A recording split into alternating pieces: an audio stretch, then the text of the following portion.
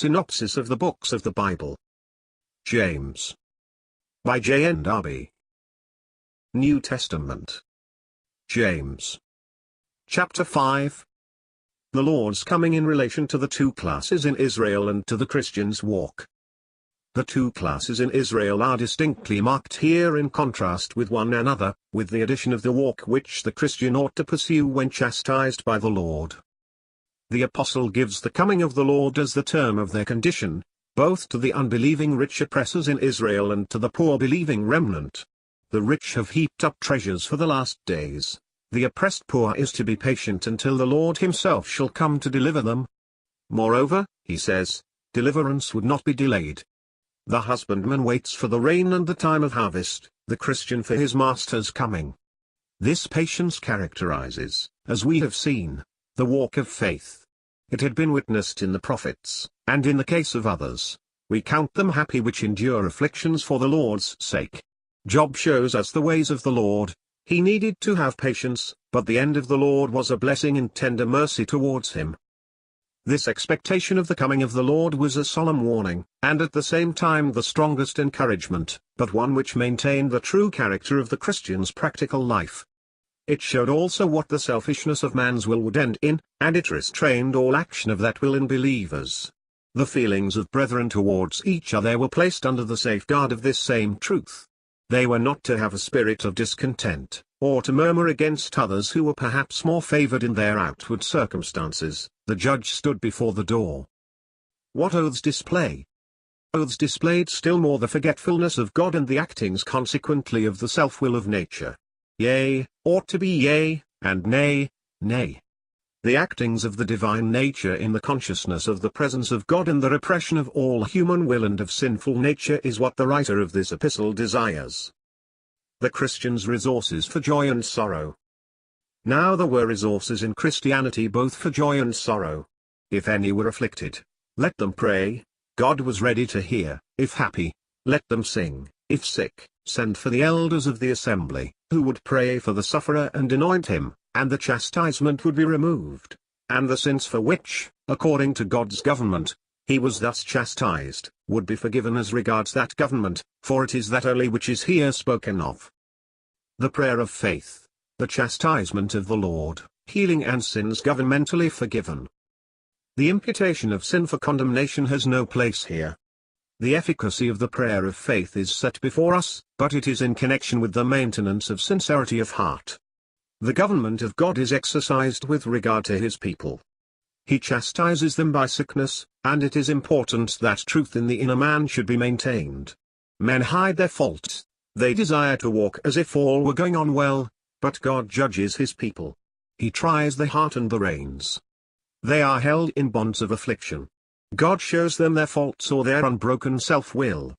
Man is chastened also with pain upon his bed, and the multitude of his bones with strong pain. Job 33 verse 19.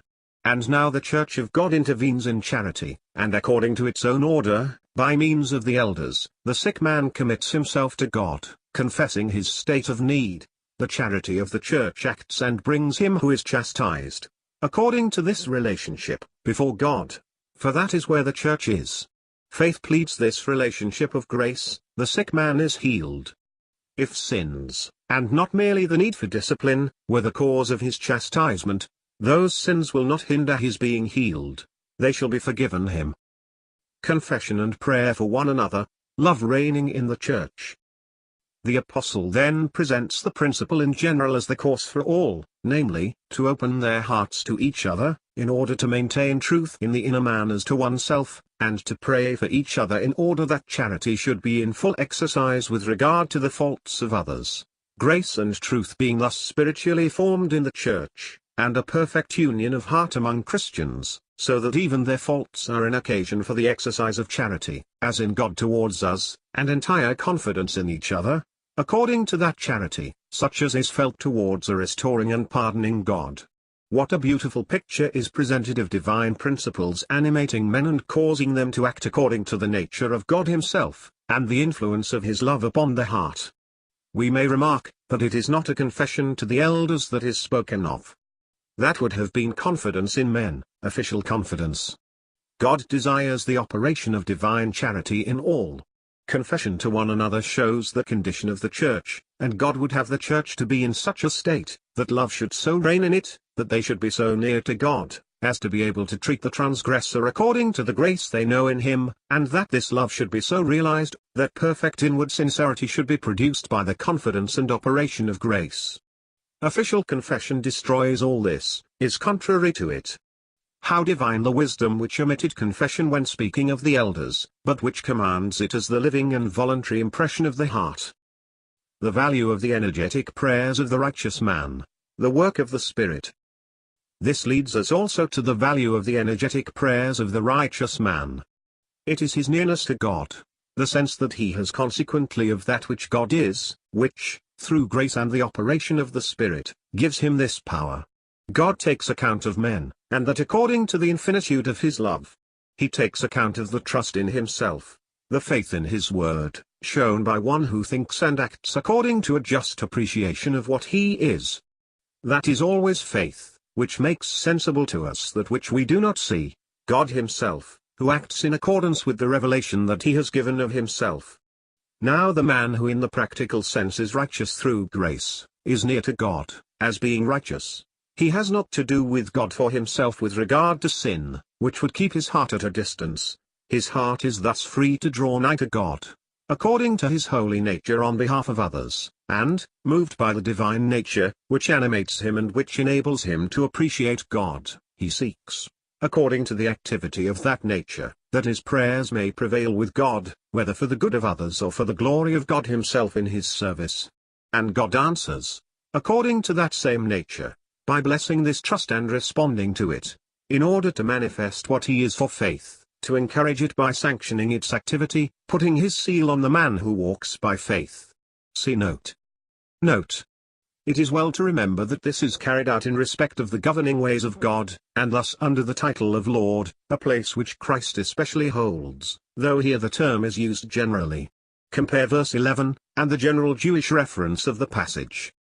To us, we have one God the Father, and one Lord Jesus Christ. He has become Lord and Christ, and every tongue shall confess that Jesus Christ is Lord. End of note. The Spirit of God acts, we know, in all this, but the Apostle does not here speak of him, being occupied with the practical effect, and presenting the man as he is seen, acting under the influence of this nature in its positive energy with regard to God, and near to him, so that it acts in all its intensity, moved by the power of that nearness. But if we consider the action of the Spirit, these thoughts are confirmed. The righteous man does not grieve the Holy Ghost, and the Spirit works in him according to his own power, not having to set his conscience right with God, but acting in the man according to the power of his communion. The efficacy of the prayer of faith illustrated by Elijah. Finally, we have the assurance that the ardent and energetic prayer of the righteous man has great efficacy. It is the prayer of faith, which knows God and counts upon him and draws near him. The case of Elijah is interesting, as showing us, and there are other examples of the same kind, how the Holy Ghost acts inwardly in a man where we see the outward manifestation of power. In the history we have Elijah's declaration, Jehovah liveth, there shall not be dew nor rain these years, but according to my word. This is the authority, the power, exercised in the name of Jehovah.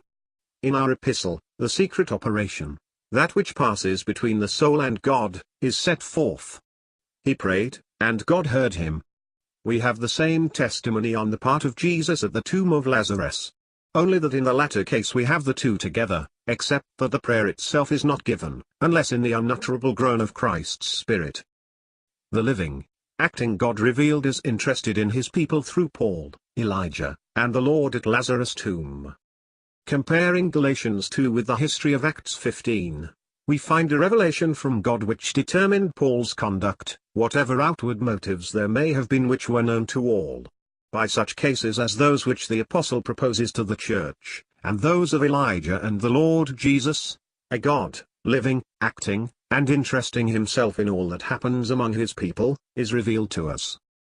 The activity of love towards those who err. There is also the activity of love towards those who err. If anyone departs from the truth, and they bring him back by grace, Let it be known that to bring back a sinner from the error of his ways is the exercise, simple as our action in it may be, of the power that delivers a soul from death. Accordingly all those sins which spread themselves in their odious nature before the eyes of God, and offended his glory and his heart by their presence in his universe, are covered. The soul being brought to God by grace, all its sins are pardoned, appear no more, are blotted out from before the face of God. The Apostle, as throughout, does not speak of the power that acts in this work of love, but of the fact. He applies it to cases that had happened among them, but he establishes a universal principle with regard to the activity of grace in the heart that is animated by it.